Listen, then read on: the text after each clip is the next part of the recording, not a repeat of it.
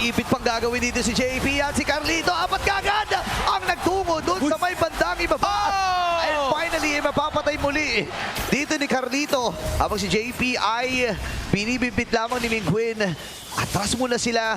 At may chance pa nga mabasag tong baba, pre. Again, yung mga counter-attacks na ginagawa ng Team Liquid Philippines, sinisiguro nila na sila yung mananalo every time na sila yung mag-engage. Hitting two birds with one stone. Una, papatayin si Netsky, mapipigilan yung pag-scale up. Pangalawa, mapapabilis yung item, yung pag-farm ni Teddy dahil binigay din sa kanya ng buong-buo yung Torre doon sa baba. Pero nakakuha naman si James ng Torre sa taas. Pero still, TLPH got the better part of that trade.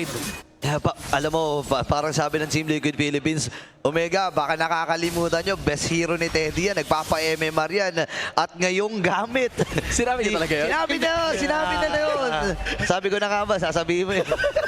Pero totoo yan, kaya ako nagkatotoo rin ang plano dito ng Smart Omega na patayin itong si Teddy. Second death ng gold laner ng Team Liquid Philippines.